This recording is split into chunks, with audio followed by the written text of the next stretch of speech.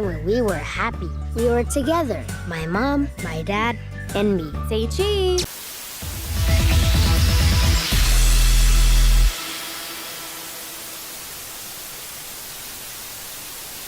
Hello and welcome to Watchin' Stuff, the show about watching stuff. I'm Nero, with me is my delightful co-host Whyboy, and today we go beyond what we normally cover here. Not really, I mean, it's still an animated fucking movie. I mean, technically speaking, we ain't going beyond shit. Well, I'm trying to make a connection with the name to the topic we're doing today, Nero. What's the point? The fucking movie doesn't make any connections to anything! Look, people. But we're trying to be better. That's simply not true. Otherwise, our subscriber count would be higher. Well, we're trying. We're what you call in the business mediocre.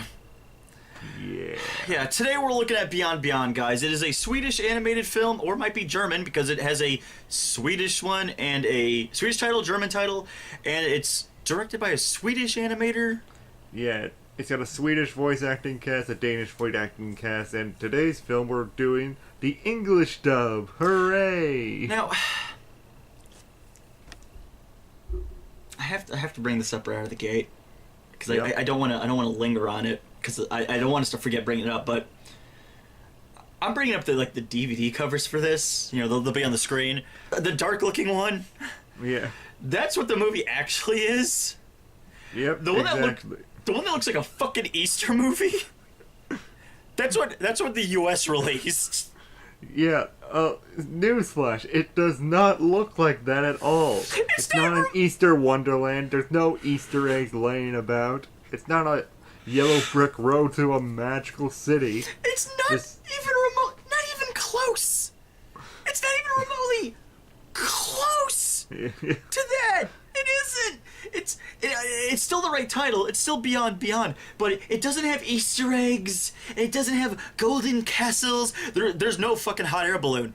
There's not one fucking hot air balloon in the whole motherfucking movie. Yeah, they're just trying to make it an even grander adventure, I guess.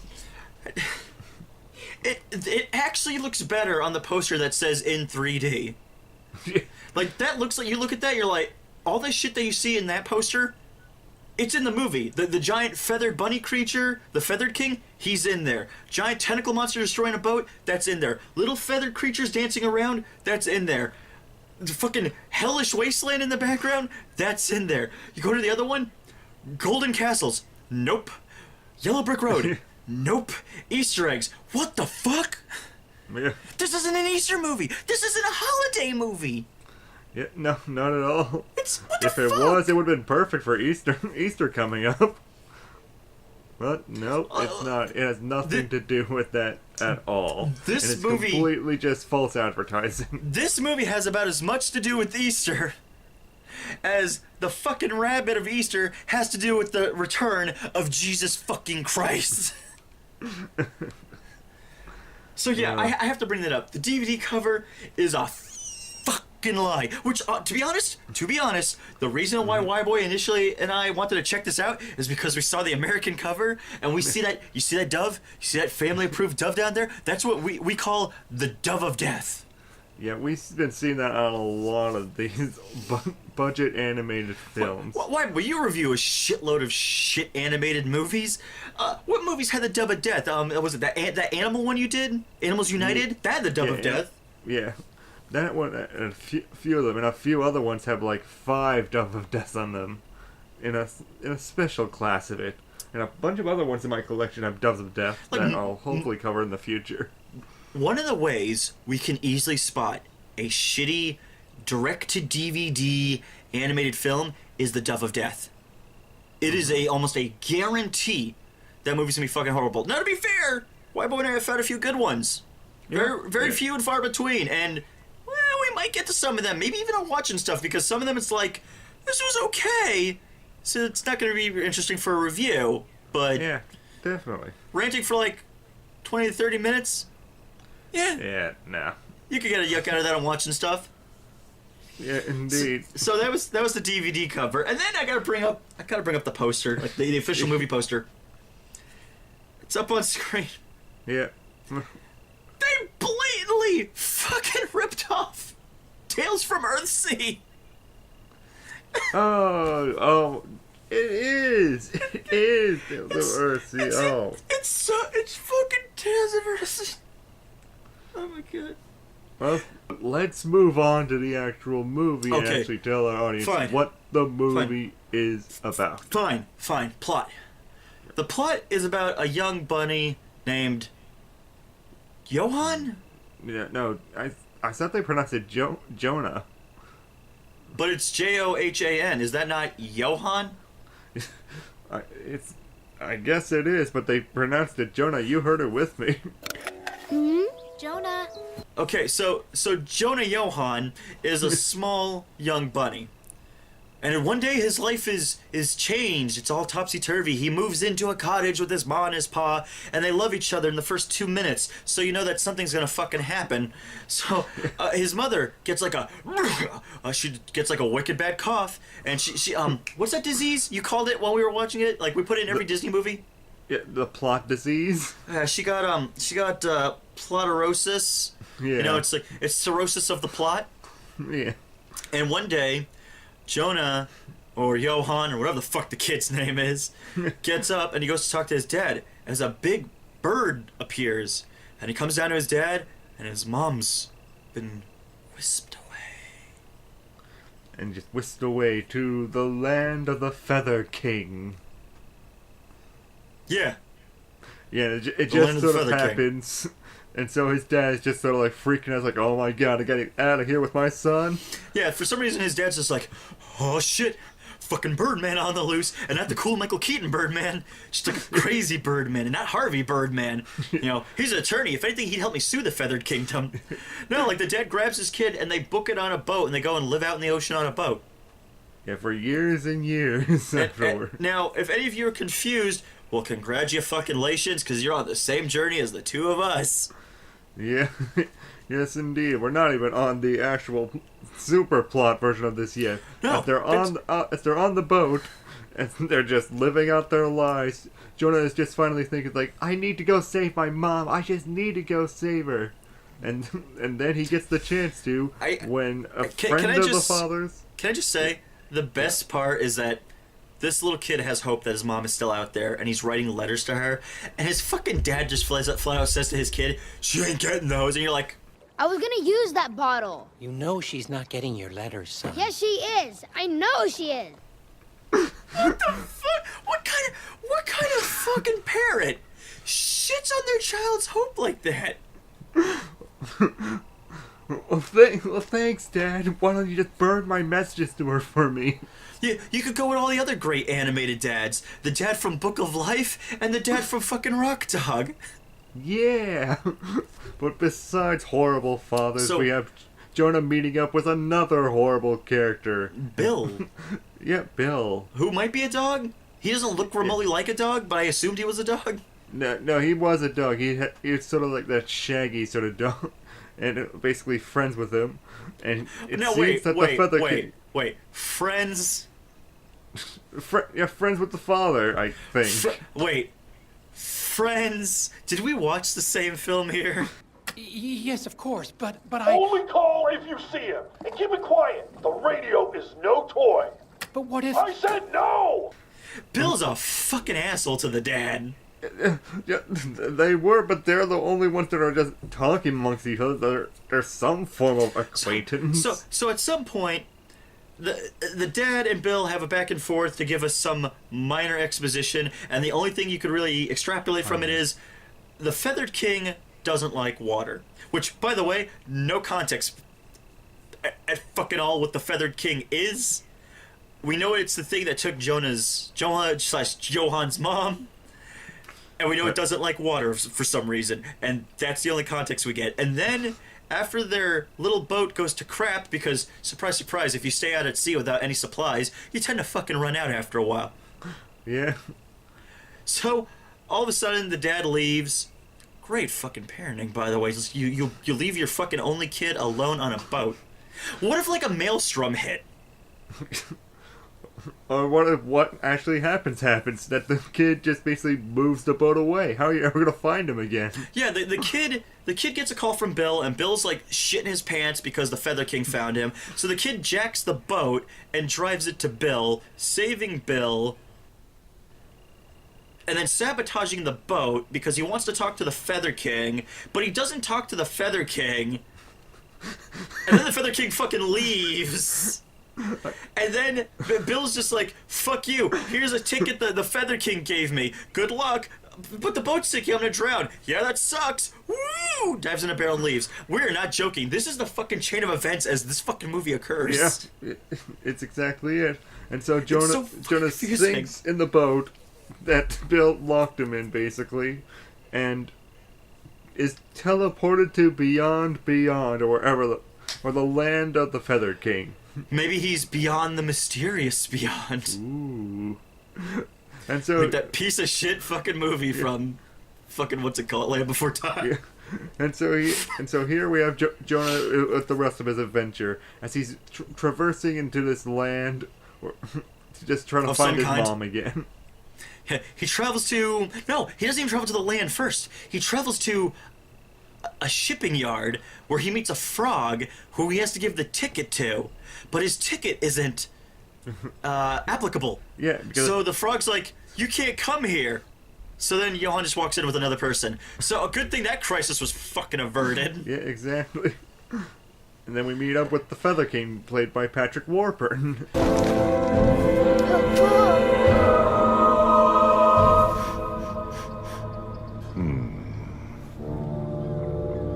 Where is she? Where is my mom?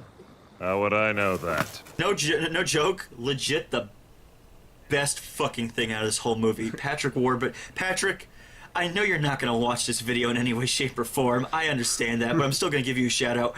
Brother, you're amazing in this fucking movie. Yeah. No joke, you really were. Yeah, really is. He really doesn't encapsulate the role, even though we don't really know what the role of the Feather King is. Yeah, but that voice is so charismatic. It is.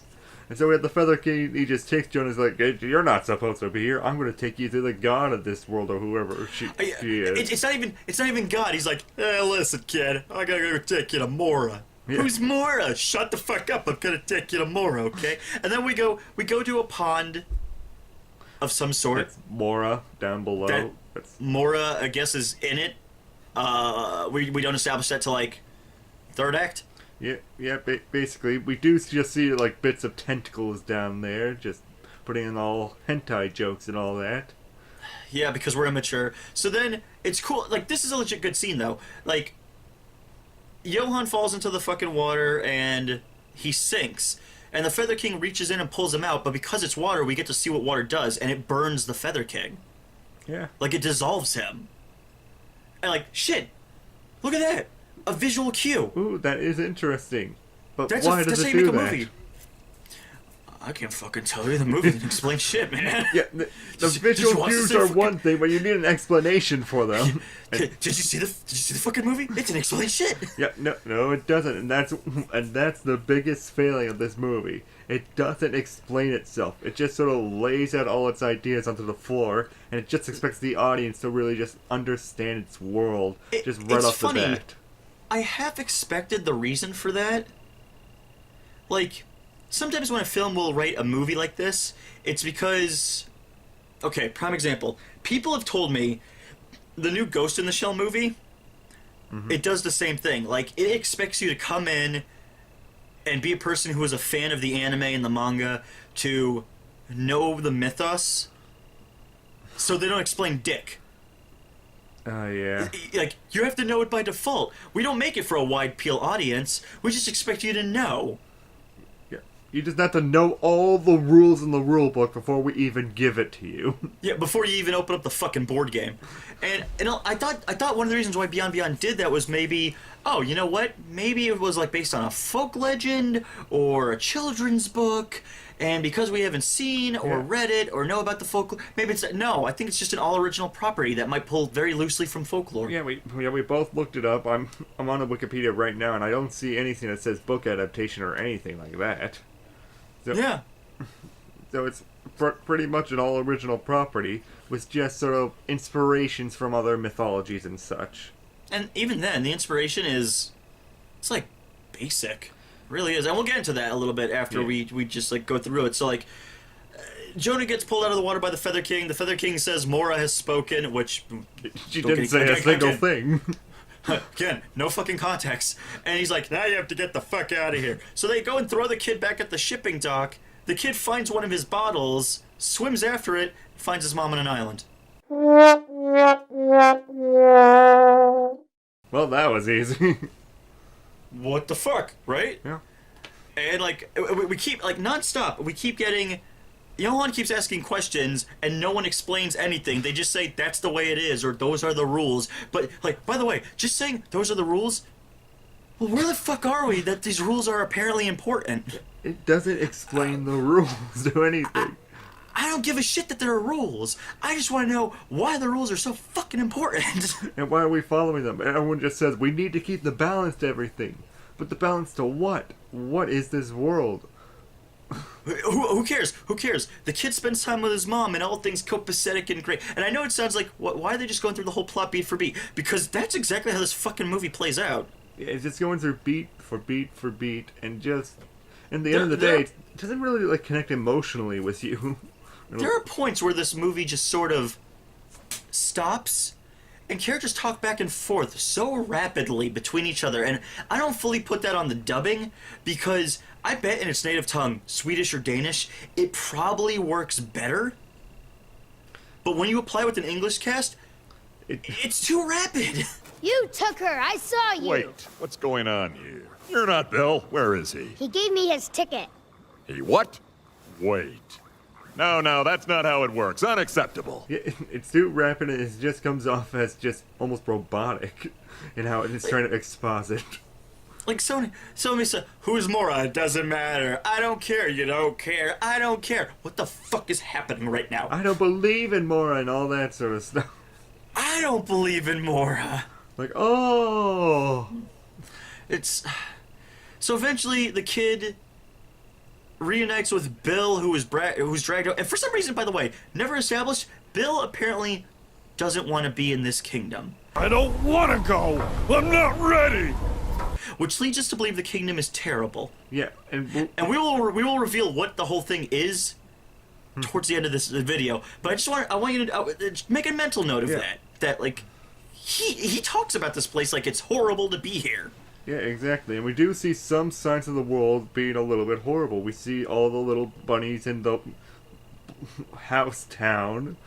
Just looking all down, It's like, oh. Like, we see the town where all, like, some of the rabbits are that have been brought to this other dimension, and this town is like the Great Depression or something. Yeah. But no context. Okay, fine. And then when Johan gets to the island that his mom's on, she's like in this beautiful cottage in this gorgeous meadow. It's bright and sunny. Again, no context as to why this place is different from that other place. And then she gets her own place. Yeah, she gets her own nice nice little fucking shack and shit. It's just pretty cool. she must have been like super awesome. You know, maybe she did a little, favor with the Feather King, if you know what I'm saying. Maybe she helped him. Yeah. The old in out. Yeah. And then after that, Bill goes into like the well we talked about earlier and just snatches up the tickets and starts bringing people from the other side and brings them over here, and then they have like a big party, and then Johan's father shows up and everyone's like kind of happy, and then Armageddon happens. Yeah, because apparently this just throws everything out of whack, and everything just spins out of control. Bill kills the Feather King by accident. Oh, this is one of the most horrific scenes, because we established that when water touches the Feather King, it's like acid. Imagine like that scene from Who Framed Roger Rabbit with the shoe, when Judge Doom dips the shoe in the dip. There's a scene like that. I'm gonna throw that scene up on screen, by the way, because it's just a fucked up scene. Let me out! You'll ruin everything. Blah blah blah blah blah. And well, you traitor! That's horrible! It is. What the fuck? Bill is a piece of shit! this movie. And And we get no context why. He just is. It's so fucked up. yeah, it really is. And then like Whyboy said, Bill gets into a confrontation with the Feather King, and he knocks him into the well, and he fucking dies. Yeah.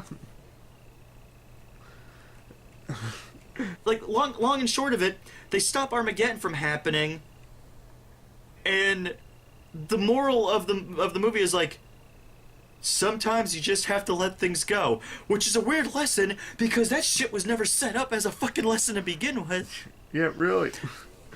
So the entire time afterwards, Whyboy and I are, hell, even during the movie, we're talking back and forth, and we're trying to like decipher. And Whyboy's like, I don't fucking get it, Nero. What's this supposed to be? And from a total asshole, I just go, metaphor for death? We were saying that throughout the entire movie. It was obviously some form of metaphor for death. Maybe? Yeah. Because it also kinda isn't? Yeah. Like, think about it. Okay, first off, yes. The movie is supposed to be a metaphor for death in the afterlife. Yeah. Yeah, we have the Feather King being like basically the Grim Reaper taking bodies away from the living world to basically take them to the next world. The river Styx and the boat driver basically taking all the souls over to the other side. Then we have Limbo, Heaven apparently, or whatever it is. So is like the Great Depression world, is that like hell? Yeah, I guess it would be hell. And just from the thoughts of that, like think of it just from how it sounds. Thematically, this all sounds very interesting. A kids movie just exploring death from a children's perspective and how to accept it. Could be great. Yeah, very great. The problem is the magic word of the day that we've been saying over and over again. Context. There is no context for explaining any of this. I mean, the movie opens. The Feather King comes to claim the mom because she got sick. So she clearly had a fatal disease, she died, and the Reaper came to take her to the afterlife. But then the dad's reaction is to hijack his kid, hop on a boat, and go out to the ocean. Okay, but if the Feather King is the Grim Reaper, what the fuck? Are you just gonna live forever then? Because the Grim Reaper can't take you? What the fuck's the context of that? Yeah, what? It counters what the fuck's being established. Yeah, what is the actual plan is he trying to do? Is he just trying to outrun death? Is he just escaping death entirely so his son's not taken away? Is it a metaphor to keep his son safe from the reality that his mother died? Because if you push that would actually be intelligent and go towards the theme of accepting death in the end. Yeah, but there's like no reason for him to hijack his son. He could just like tell his son, "Oh, she went she went beyond. Yes, it sounds stupid, but so is how the movie was executed, anyways. But he could have given something to his son where it's like, your mother went beyond because of the Feather King. So like the kid constantly wants to like try and reach out to the Feather King. Yeah. And that would have been better. But like the kid doesn't. The kid doesn't like try to reach out for the Feather King for fucking years. And then all of a sudden he's just like, I want to talk to the fucking Feather King so I can get my mom back. Yeah, I just want my mom back. And the thing is, like, conceptually, this is a brilliant idea. Yeah, indeed. It really is. The idea of explaining death from a child's perspective isn't inherently bad, but you know what movie fucking did it good? What's that? The fucking Land Before Time. Yeah. The first one. They flat out, that fucking mom died protecting her baby boy. And on top of that, you see how Littlefoot deals emotionally with having to let his mom go and to move on and be stronger for the situation he's in. Mm-hmm. This fucking movie doesn't do anything. Yeah, not really. Johan just bitches about questions that are never answered. It would be better if someone answered his stupid questions. And then, like, so if Beyond is the afterlife of some sort, what the fuck is Bill? Because they said he built the Beyond, like he built the Feather Kingdom. What the fuck does mean? Is he an angel? Yeah. What? You know, the way that we describe it, it's like he could be Satan in a sense, like in the old biblical story. Because he takes over? Yeah. Yeah, in the old biblical story, we have God is the one that throws Satan into the underworld after he tried to, like, attack. Take over heaven, yeah. Exactly. Like, he did the big regime change. Yeah, and we had a sort of similar thing here, that he just sort of came back to Beyond to basically say, like, I'm taking over now to make a big party here. It's just... I'm not saying you're wrong. I'm just saying... That would be brilliant, maybe, if that was the case, but I don't think that was the end game. I think that was an inconsequential turn of events. Yeah, I don't... Yeah. Like, the character of Bill is not well thought out at all. He's just a horrible, horrible character. To be fair, none of the characters are thought out, but Bill is not thought out and an asshole. Let me out! You'll ruin everything. Blah, blah, blah, blah, blah. And... So it's even worse of a mix. And also played by John Heder of Napoleon Dynamite fame, who does an awful job here. Just an awful, annoying voice. Once again. There are 6 fucking characters Yeah. in the whole movie. That's 6 major speaking roles. Johann, played by Evan from EvanTube HD. You might So know him you from can- YouTube. So, yeah, we'll link in the description, all that jazz. We might as well, right? I mean... Yeah, exactly. Let's just comment. Let's comment just briefly on him. I'm not gonna shit on a kid who clearly wasn't fucking trained to be a voice actor. I'm just gonna say, I don't see why the studio didn't just hire a voice actor that could do a child. There's Grey Delisle, Tara Strong. You could do any woman. Could have done a young boy voice. Yeah, the character needed a range of emotions. The kid at times did have what it took to do it, but he just did not have the range for everything. His performance fluctuates from, oh, that's a believable little kid, awesome, to, holy shit, were we only allowed to have the studio for the one fucking take? Is that it? One take, and then we have to. Oh, they're waving the shotgun at us. We have to get out of the fucking studio. We gotta go. Come on, Evan. Let's go out to the theme parks. Yeah, we have to go and play on the fucking rides. Here's your cruller, because I guess that's what kids eat now. I don't know what kids like. The mom. Who doesn't like a good cruller? Goes great with the coffee. Like, Johann's mom was played by Amber Childers. Nothing. This woman had no presence. No presence and no real emotion, really. Rather than just say, you don't belong here. What are you doing here? And the worst part is that she was the crux of the whole fucking movie. Yeah. Yeah, exactly. Johann's dad, played by Carrie Elways of The Princess Bride fame, he's good about 50%. Yeah, at the very opening beginning, act? we were liking him. We were thinking like, yeah, good father and all that sort of stuff. And then he leaves on his boat. Well, good father's debatable because we still had the she's not getting those, son. So okay, father, for the most part. Like, that was just a dick scene for some reason. I don't know why the fuck they'd write that in there. But like, after his dad leaves for like 2/3 of the film, he comes back, and I don't know if like Carrie Elways was pissed or something, but it's just like, I don't fucking care. I'm gonna try. I don't give a shit about my performance anymore. I thought I was getting like a major motion picture deal. I was in a dubbing of a Miyazaki film. All right, I was the Baron from The Cat Returns. I don't need this shit. It's just... So he was good about 50%? Yeah, about 50%. Yeah, like we just said before, Patrick Warburton is the only one that really just sort of just took the role and just ran with it. Positives.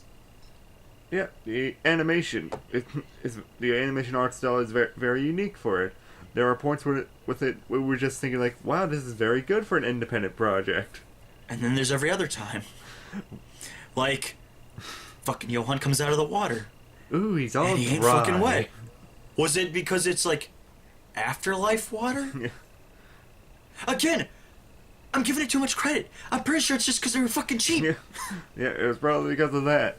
there's just little bits of cheap animation just strewn about into there, as they wanted to focus their money on other places, but not on every single place, because they, I guess, felt they couldn't do that. I'm looking at, like, the reception. And I feel like I have to read this. Yeah, sure. Variety writes, the creative team behind Beyond Beyond invent an elaborate mythology around an impressive figure called the Feather King, who guards the realm where Johann the Rabbit Boy must venture. Though the trip proves too dark and complicated for family crowds, limited exports prospects. Okay, one, shut the fuck up. This shit wasn't dark. They never even used the word death once. For fuck's sake, by all stretch of the imagination, Book of Life was fucking darker. Of course. Oh my god. They don't mention death. They don't mention it as the afterlife. They don't mention heaven. They don't mention hell. Fuck, you want a dark fucking movie? Watch fucking Hunchback of Notre Dame was fucking darker than this shit. That had a priest who wanted to molest the fuck out of a gypsy chick. Oh my god, that is just hilariously awful. Too dark? My asshole's too dark. Are you fucking kidding me with this nonsense? And complicated? Shit, you know what? You got me there. It's kind of complicated, but not in the way they mean it to be. It's complicated in the sense that it doesn't explain itself at all. Like, oh my god, what sort of ass were they hiding in to write all that crap? And that was Variety. Fucking Variety. That's like a major magazine. Yeah. And then the Dove marked Beyond Beyond with their family approved. That's a fair point. It's not by any means vulgar or violent or disgusting or crude, so that's okay. It is. It did not deserve the Dove. And then it goes on. A charming little story about the loss of a loved one and how that loss affects others. Bullshit, it does. Let's list the others in this situation. We got Jonah. Yeah. Maybe? No, not him. Okay, so Jonah? That's it. And that's it? The way that it affects that is that he completely ignores it, basically. Gets even better. SVT. Oh, yeah, SVT praised the movie's 3D environment and compared it to the works of Hayao Miyazaki, but also felt that the film's premise was too confusing. You're gonna compare this to Hayao Miyazaki. To quote Frank Miller's Batman, are you dense? Are you retarded? No. This was nothing like Hayao Miyazaki. Well, the poster was. Shut the fuck up.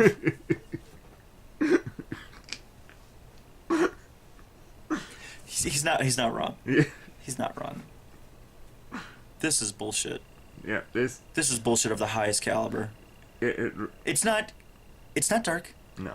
Sure it's fucking complicated, or at least not in the way they mean it to be. Yeah. It's horrible. It's just an irritating movie.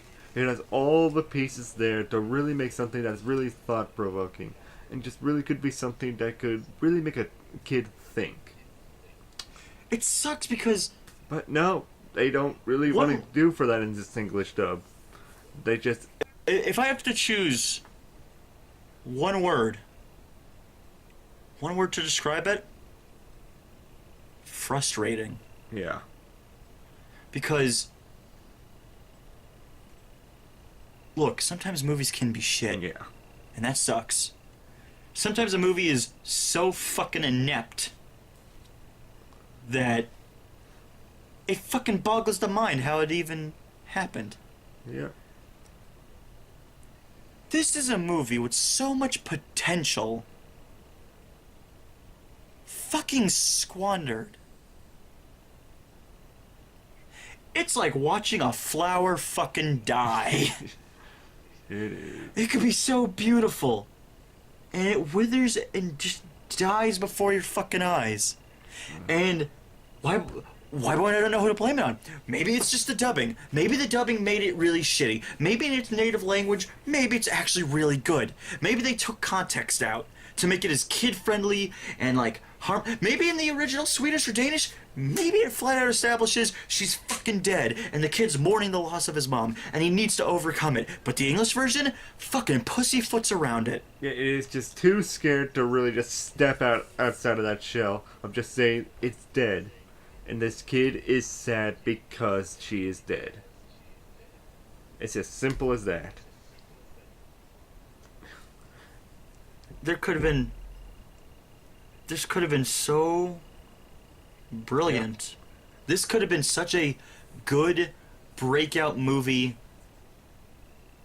that could have really been something. Because all the big movies, it's always Disney or Pixar or DreamWorks, and I guess to a lesser extent Blue Sky and whoever the fuck did Rock Dog. Everyone talks about all the big name guys.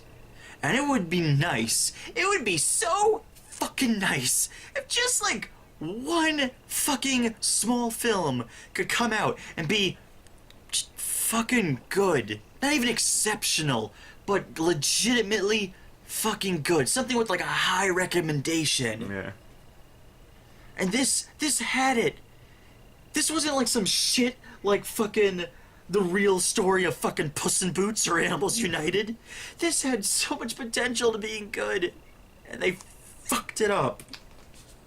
I think the only thing that I can say to it is that, like, my dog has the right idea of it just to sleep through this mess.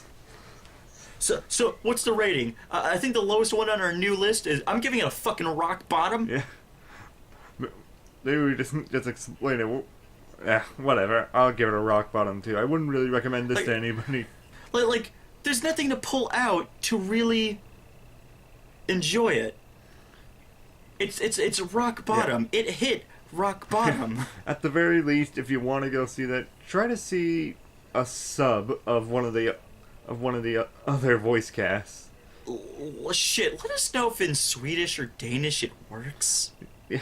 Because we saw it in English, and we'll leave in the description below. We'll leave an Amazon link to the movie and where they're selling it. And then if you wanna pick it up, I think it's maybe like, I don't know, maybe like a couple of bucks. Maybe it's $14. I don't really remember. Yeah, please waste your money for us. You know, I don't. It was rock bottom. Whyboy thinks it's rock bottom. I think it's rock bottom. Yeah.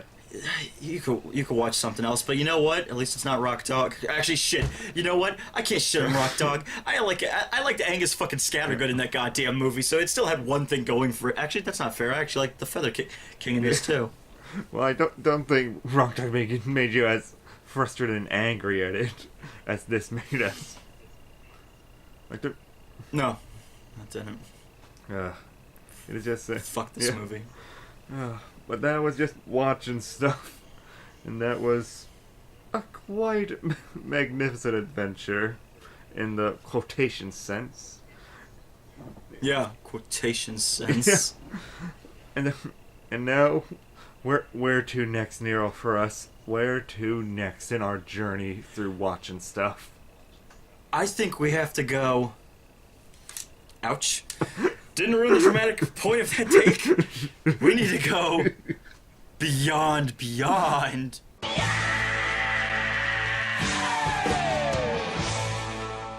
Now.